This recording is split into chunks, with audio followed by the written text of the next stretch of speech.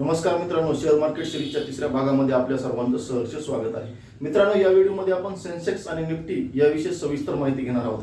या व्हिडिओमध्ये आपण सेन्सेक्स म्हणजे काय, निफ्टी म्हणजे काय याविषयी सविस्तर माहिती घेणार आहोत. त्याचप्रमाणे सेन्सेक्स मध्ये टॉपच्या 30 कंपन्या आणि निफ्टी मध्ये टॉपच्या 50 कंपन्या नेमक्या कोणत्या आधारावर निवडल्या जातात याविषयी देखील आपण सविस्तर माहिती घेणार आहोत. त्याचप्रमाणे सेन्सेक्स आणि निफ्टी मध्ये आपण इन्व्हेस्टमेंट करावी का याविषयी देखील सविस्तर चर्चा आपण या व्हिडिओमध्ये करणार आहोत. तेव्हा मित्रांनो, हा व्हिडिओ शेवटपर्यंत पहा. व्हिडिओ आवडल्यास व्हिडिओला लाईक आणि शेअर करायला विसरू नका. त्याचप्रमाणे मित्रांनो, आपण व्हिडिओ शेवटपर्यंत पाहता मात्र आपल्या चॅनलला सबस्क्राईब करायला विसरून जाता. तेव्हा मित्रांनो, अगोदर चॅनलला सबस्क्राईब करा आणि बेल आयकॉनच्या बटनला प्रेस करायला विसरू नका. चला तर मित्रांनो, आपण आपल्या व्हिडिओला सुरुवात करूया. मित्रांनो, आपल्या देशातले सर्वात मुख्य जे शेअर मार्केट आहेत ते म्हणजे बीएससी आणि एनएससी. बीएससी म्हणजे बॉम्बे स्टॉक एक्सचेंज आणि एनएससी म्हणजे नॅशनल स्टॉक एक्सचेंज. आणि या दोन्ही शेअर मार्केटमध्ये आपल्या देशामध्ये सर्वात जास्त प्रमाणात ट्रेडिंग केले जाते. आता बीएससी जे आहे ते बीएससी मध्ये आपल्या जवळजवळ 5,000 पेक्षा जास्त कंपन्या रजिस्टर आहेत आणि एनएससी मध्ये 1600 पेक्षा जास्त कंपन्या रजिस्टर आहेत. आता बीएससी आणि एनएससी या दोन्ही मधल्या जर महत्वाच्या कंपन्यांची जर संख्या घेतली तर बीएससी मध्ये 5,000 प्लस एनएससी मध्ये 1600. तर मित्रांनो, बीएससी मधल्या 5,000 कंपन्या आणि एनएससी मधल्या 1600 कंपन्या या दोन्ही कंपन्या जर विचार केला आणि यांच्यापैकी जर महत्वाच्या कंपन्या जरी आपण काढल्या तर त्यांची संख्या जवळजवळ 4,000च्या आसपास येते. आता या ज्या काय महत्वाच्या 4,000 कंपन्या आहेत, ज्या 4,000 कंपन्या ह्या बीएससी आणि एनएससी मध्ये देखील रजिस्टर असणाऱ्या कंपन्या आहेत.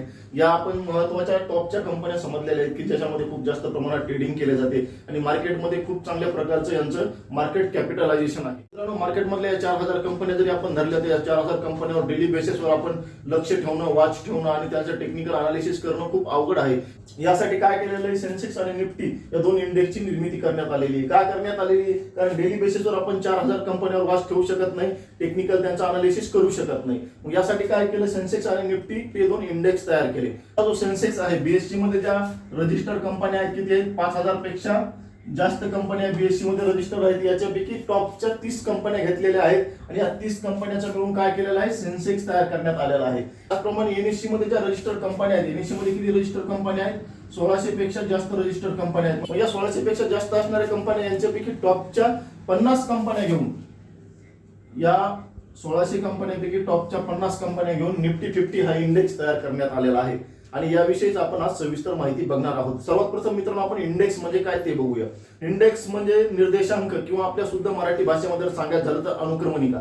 ज्याप्रमाणे एखाद्या पुस्तकाची अनुक्रमणिका असते, त्या अनुक्रमणिकेवर आपल्याला त्या पुस्तकामध्ये काय माहिती दिलेली आहे, कोणत्या पेजवर कोणती माहिती दिलेली आहे, त्या पुस्तकाचा एकूण सारांश आपल्याला त्या इंडेक्स वरून कळत असतो. त्याप्रमाणे शेअर मार्केटमध्ये सेन्सेक्स आणि निफ्टी हे दोन इंडेक्स तयार करण्यात आलेले आहेत. या इंडेक्स वरून त्यामध्ये कोणत्या कंपन्या आहेत, आता सेन्सेक्स मध्ये टॉपच्या 30 कंपन्या आहेत आणि निफ्टी मध्ये टॉपच्या 50 कंपन्या आहेत. सेन्सेक्स मध्ये ज्या कंपन्या आहेत त्या बीएससी मध्ये रजिस्टर्ड असणाऱ्या कंपन्या आहेत आणि निफ्टी मध्ये ज्या कंपन्या आहेत त्या एनएससी मध्ये रजिस्टर्ड असणाऱ्या कंपन्या आहेत. या दोन्ही इंडेक्स वरून त्या ज्या काय दोन्ही मिळून ज्या 80 कंपन्या आहेत, म्हणजे सेन्सेक्स मधल्या 30 कंपन्या आणि निफ्टी 50 मधल्या 50 कंपन्या, तर या दोन्ही मिळून ज्या 80 कंपन्या आहेत यांच्याविषयी सविस्तर माहिती आपल्याला सेन्सेक्स आणि निफ्टी मध्ये बघायला भेटते. तर या ज्या काय 80 कंपन्या आहेत, सेन्सेक्स मधल्या 30 कंपन्या आणि निफ्टी 50 मधल्या कंपन्या, तर या 80 कंपन्याचा जो इंडेक्स आहे तो सेन्सेक्स आणि निफ्टी आहे. आणि सेन्सेक्स आणि निफ्टीवरून आपल्याला 80 कंपन्याचा लेखाजोखा कळतो. कंपन्याची नेमकी कुठे कुठे इन्व्हेस्टमेंट आहे, या कंपन्याची शेअर प्राइस सध्या काय आहे याविषयी इत्थंभूत माहिती आपल्याला या इंडेक्स वरून मिळत असते. आता सेन्सेक्स आणि निफ्टी विषयी जर थोडक्यात माहिती बघायची म्हटलं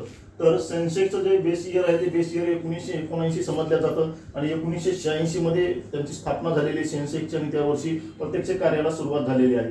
जर सेन्सेक्सची बेस प्राइस जर बघायची झाली तर बेस प्राइस आपल्याला 100 रुपये दिसून येईल. ज्या वर्षी सेन्सेक्सची बेस प्राइस ठरवण्यात आली त्यावेळी किती होती, 100 होती. आज जर आपल्याला सेन्सेक्स बघायचा झाला तर 52,000 प्लस सेन्सेक्स आपल्याला गेलेला दिसून येईल. तर बीएससी मध्ये ज्या काय 5,000 पेक्षा जास्त रजिस्टर्ड कंपन्या आहेत त्यांच्यापैकी टॉपच्या 30 कंपन्यांची निवड आपल्याला सेन्सेक्स मध्ये केल्याची दिसून येते.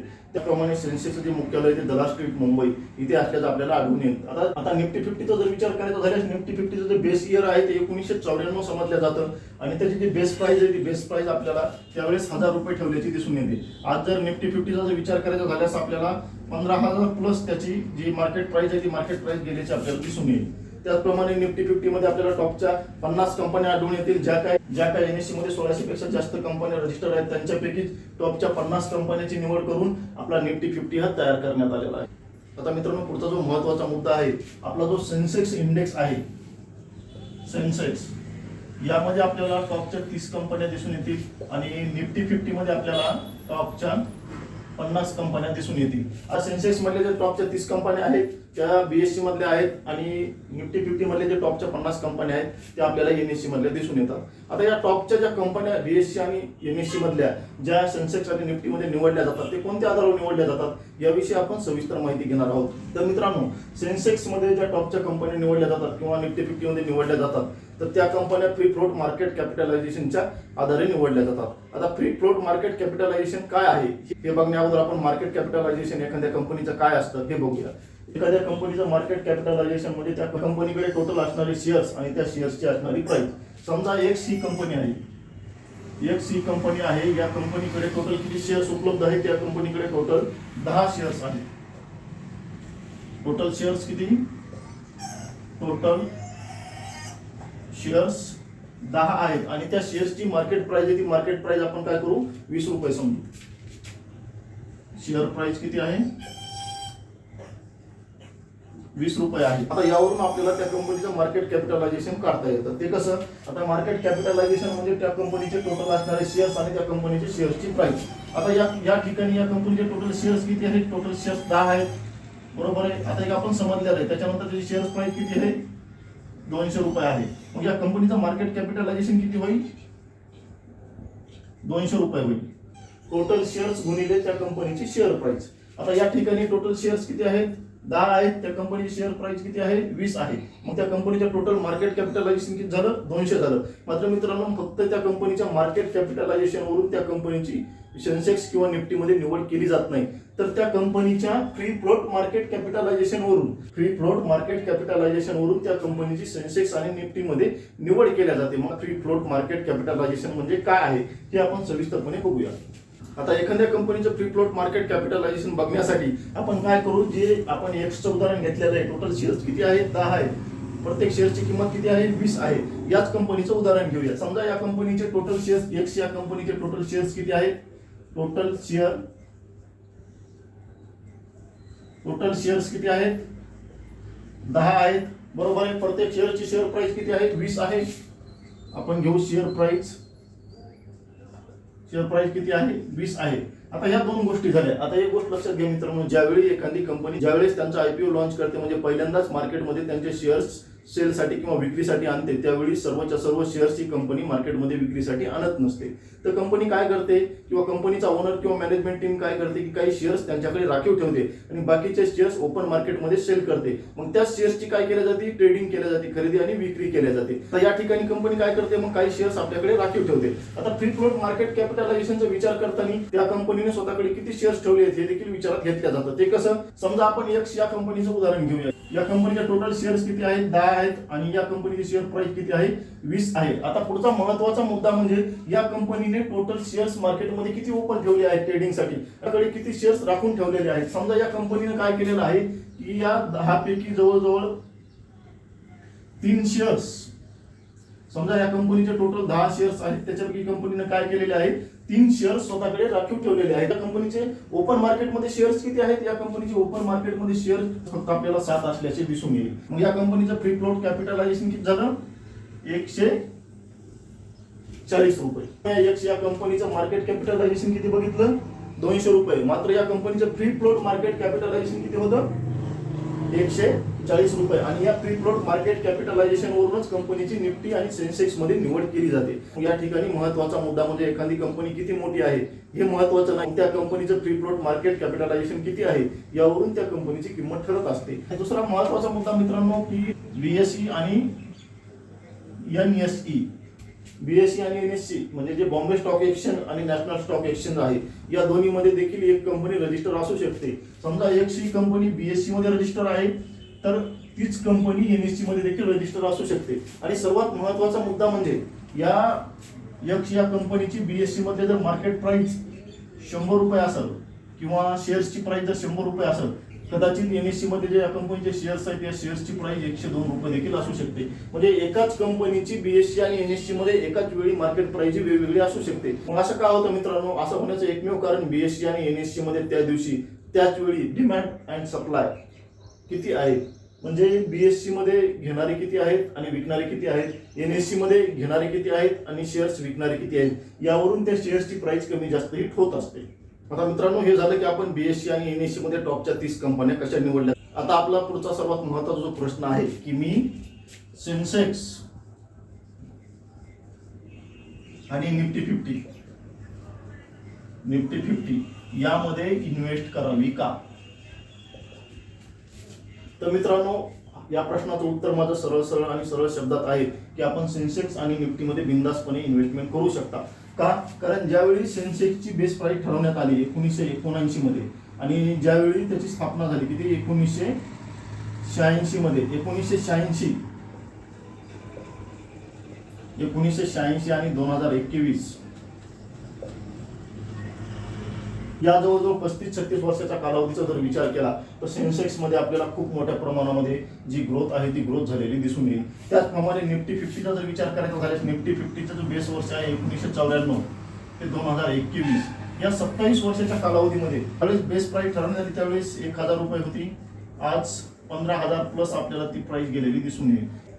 म्हणजे या 27 वर्षाच्या कालावधीमध्ये निफ्टी आणि 50 मध्ये खूप मोठ्या प्रमाणामध्ये ग्रोथ झाल्याचे आपल्याला दिसून येईल.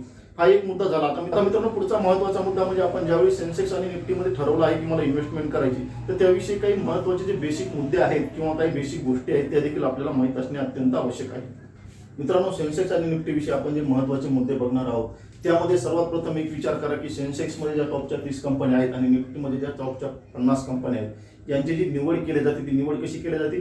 फ्री फ्लोट मार्केट कॅपिटलायझेशन वरून केली जाते. ती आपण सविस्तरपणे कन्सेप्ट बघितलेली आहे. मग काय होतं मित्रांनो की समजा एक सी कंपनी आहे, या कंपनीचे आपण शेअर्स बघितले किती शेअर्स किती आहेत? 10 आहेत. या कंपनीची जी शेअर्सची प्राइस किती आहे? 20 आहे. मग या कंपनीने स्वतःकडे राखीव ठेवलेले शेअर्स किती आहेत? 3 आहेत. मग या कंपनीचं फ्री फ्लोट मार्केट कॅपिटलायझेशन किती झालं? आपण बघितलं होतं की मार्केट कॅपिटलायझेशन किती झालं? हे 7 गुणिले 20 म्हणजे किती? 140 रुपये. हा एक महत्त्वाचा मुद्दा झाला. समजा आता दुसरी कंपनी आहे वाय, या कंपनीकडे एकूण शेअर्स किती आहेत? एकूण शेअर्स 30 आहेत समजा आणि त्या शेअर्सची प्राइस किती आहे? त्या प्रत्येक शेअर्सची प्राइस आपण समजूया 20च आहे. पण या कंपनीने काय केलेलं आहे की 26 शेअर्स या कंपनीने काय केलेलं आहे की 26 शेअर्स काय केलेले आहेत? स्वतःकडे राखीव ठेवलेले आहेत. मग फ्री फ्लोट मार्केट कॅपिटलायझेशन वरून त्या कंपनीचे ओपन मार्केटमध्ये शेअर्स किती आहेत? फक्त 4 शेअर्स आहेत. 26 मायनस 30 मायनस 26 4 म्हणजे त्या कंपनीचं फ्री फ्लोट मार्केट कॅपिटलायझेशन किती झालं? फक्त 80 रुपये झालं. आपल्याला दिसताना कोणती कंपनी मोठी दिसते? वाय कंपनी मोठी दिसते. मात्र ज्यावेळेस फ्री फ्लोट मार्केट कॅपिटलायझेशनचा जर विचार केला त्यामध्ये एक सी कंपनी मोठी असल्याचे दिसून येईल. त्यामुळे काय होतं की सेन्सेक्स आणि निफ्टीमध्ये जे निवडलेल्या कंपन्या आहेत त्या सर्वात मोठ्या आहेत आणि त्यामध्ये इन्व्हेस्टमेंट केलीच पाहिजे असा आपला समज होतो. तसं नाही मित्रांनो, काही कंपन्या ज्या सेन्सेक्स आणि निफ्टीमध्ये नाहीत त्या कंपन्या देखील मोठ्या असू शकतात. हा झाला एक मुद्दा. आता पुढचा दुसरा महत्त्वाचा मुद्दा म्हणजे मित्रांनो की सेन्सेक्स आणि निफ्टीमध्ये ज्या कंपन्या निवडल्या जातात फ्री फ्लोट मार्केट कॅपिटलायझेशन वरून तर त्या कंपन्या ज्या निवडल्या जातात त्या मागील 6 महिन्याची त्या कंपनीची जी काय कामगिरी आहे, जी काय ग्रोथ आहे, जी काय मार्केटमधली किंमत आहे किंवा फ्री फ्लोट मार्केट कॅपिटलायझेशन आहे यावरून त्या कंपन्या निवडल्या जातात. पण मित्रांनो, एक विचार करा की मार्केट एवढं संवेदनशील आहे. एका दिवसामध्ये एका घंट्यामध्ये मार्केटमध्ये चेंजेस होत असतात. मग मागील 6 महिन्याचा विचार करून यामध्ये सेन्सेक्समध्ये आणि निफ्टीमध्ये या कंपनीची निवड केली जाते. मात्र या मागच्या 6 महिन्यामध्ये ज्या कंपनीची कामगिरी चांगली आहे त्याच कंपनीची कामगिरी आता सध्या चांगली असेल किंवा सेन्सेक्समध्ये किंवा निफ्टी 50 मध्ये त्या कंपनीची कामगिरी चांगली असेल असा विचार करणे चुकीचे आहे. कारण ही जी निवड केली जाते ती मागची 6 महिन्याच्या त्यांच्या कंपनीच्या कामगिरी केली जाते. आता पुढच्या 6 महिन्यामध्ये कदाचित असं असू शकतं मित्रांनो की निफ्टी 50 मध्ये ज्या कंपन्या आहेत कदाचित यांच्यापैकी 5 ते 10 कंपन्या बाहेर गेलेल्या असतात किंवा 4 कंपन्या ह्या निघून गेलेल्या असतात. कशामुळे? कारण पुढच्या 6 महिन्यामध्ये त्या कंपनीने चांगली कामगिरी केलेली नसेल. मात्र आपण काय करतो, आपण निफ्टी 50 मध्ये ज्या कंपन्या आहेत या कंपन्याचा विचार करून आपण काय करतो, त्याच्यामध्ये इन्व्हेस्टमेंट करतो. तर या कंपन्याची आपण सद्यस्थिती बघितली पाहिजे की या कंपन्याची सद्यस्थिती काय आहे आणि या कंपन्यांना सद्यस्थितीमध्ये कशा प्रकारे ग्रोथ केली आहे हे देखील एक महत्त्वाचा मुद्दा आहे मित्रांनो, ज्यावेळी आपल्याला सेन्सेक्स आणि निफ्टीमध्ये इन्व्हेस्टमेंट करायची असते. आता मित्रांनो, पुढचा महत्त्वाचा आणि शेवटचा मुद्दा म्हणजे सेन्सेक्स आणि निफ्टीमध्ये इन्व्हेस्टमेंट करताना एक तत्व आपल्याला पाळलं पाहिजे. ते म्हणजे आपण यामध्ये जी इन्व्हेस्टमेंट करणार आहोत ती इन्व्हेस्टमेंट कशी करणार आहोत? लॉंग टर्म साठी करणार आहोत. कमीत कमी 5 ते 10 वर्षापेक्षा जास्त आपण शेअर मार्केटमध्ये म्हणजे सेन्सेक्स आणि निफ्टीमध्ये आपली इन्व्हेस्टमेंट करणार आहोत. का? तर एक मुद्दा लक्षात घ्या मित्रांनो, सेन्सेक्स आणि निफ्टीमध्ये हा जो आपला सेन्सेक्स आहे तो आपला निफ्टी 50 आहे, याच्यामध्ये 30 कंपन्या आणि याच्यामध्ये 50 कंपन्या. तर काय होतं मित्रांनो, डेली बेसिसवर याच्यामध्ये ट्रेडिंग होत असते आणि आपण बघू शकतो की शॉर्ट टर्म मध्ये जे कंपनीची ग्रोथ असते एक लक्षात घ्या, शॉर्ट टर्म मध्ये जी कंपनीची ग्रोथ असते ती ग्रोथ कशावर डिपेंड असते? फक्त सेंटिमेंटवर डिपेंड असते. सेंटिमेंट म्हणजे भावनात्मक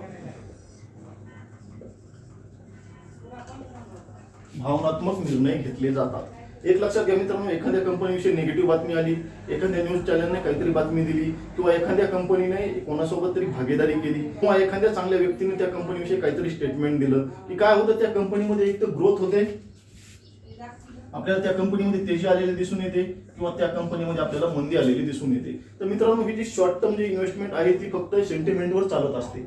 यावेळी मार्केटमध्ये आलेली तेजी मंदी ही फक्त बऱ्याच लोकांच्या सेंटिमेंटवर आधारित असते. मित्रांनो, यासाठी कधीही सेन्सेक्स आणि निफ्टीमध्ये इन्व्हेस्टमेंट करताना शॉर्ट टर्म साठी इन्व्हेस्टमेंट करायची नाही. कारण एक लक्षात घ्या, आतापर्यंत जर मार्केटचा विचार केला तर 5-10 वर्षाच्या पिरियडमध्ये किंवा 5-10 वर्षाच्या कालावधीमध्ये मार्केटमध्ये फक्त आपल्याला ग्रोथ झालेली दिसून येईल. पण जर 1 वर्षाचा, 2 वर्षाचा अशा कालावधीचा किंवा 6 महिन्याचा जर विचार केला, मार्केटमध्ये खूप आपल्याला तेजी मंदी आलेली दिसून येईल. कशामुळे? याचं महत्त्वाचं कारण काय मित्रांनो, की शॉर्ट टर्म साठी जी इन्व्हेस्टमेंट केली जाते ती सेंटिमेंटच्या आधारावर केली जाते. लॉंग टर्म साठी इन्व्हेस्टमेंट का करायची आणि लॉंग टर्म मध्येच आपल्याला रिटर्न चांगले का भेटतात? लॉंग टर्म मध्ये जे मार्केटमध्ये तेजी आलेली असते किंवा लॉंग टर्म मध्ये जे मार्केटमध्ये चांगले रिटर्न भेटतात, त्याचं कारण लॉंग टर्मचे जे रिझल्ट असतात ते रिझल्ट त्या कंपनीच्या ग्रोथवर, त्या कंपनीच्या ध्येय धोरणावर, त्या कंपनीच्या मॅनेजमेंटने घेतलेल्या निर्णयावर यावर डिपेंड असतात, ना की लोकांच्या सेंटिमेंटवर डिपेंड असतात. त्यामुळे जर आपल्याला सेन्सेक्स आणि निफ्टीमध्ये जर इन्व्हेस्टमेंट करायची असेल तर ती आपल्याला लॉंग टर्म साठीच करावी लागेल. लॉंग टर्म मध्ये 5 किंवा 10 वर्षापेक्षा जास्त तरी आपल्याला त्याच्यामध्ये इन्व्हेस्टमेंट करावी लागेल. मित्रांनो, आजच्या व्हिडिओमध्ये आपण सेन्सेक्स निफ्टी म्हणजे काय, सेन्सेक्स आणि निफ्टीमध्ये टॉपच्या कंपन्या कशा निवडल्या जातात आणि सेन्सेक्स आणि निफ्टीमध्ये इन्व्हेस्टमेंट करण्याच्या अगोदर आपल्याला कोणकोणत्या मुद्द्याचा विचार करायला पाहिजे याविषयी सविस्तर आढावा आपण या व्हिडिओमध्ये घेतलेला आहे. मित्रांनो, आपल्याला व्हिडिओ आवडल्यास व्हिडिओला लाईक आणि शेअर करायला विसरू नका आणि आपल्या ट्रेड टाइम मराठी या मराठमोळा युट्यूब चॅनलला मात्र सबस्क्राईब करायला विसरू नका. चला तर मित्रांनो, पुन्हा भेटूया आपल्या शेअर मार्केटच्या सिरीजमध्ये पुढच्या भागामध्ये. तोपर्यंत धन्यवाद.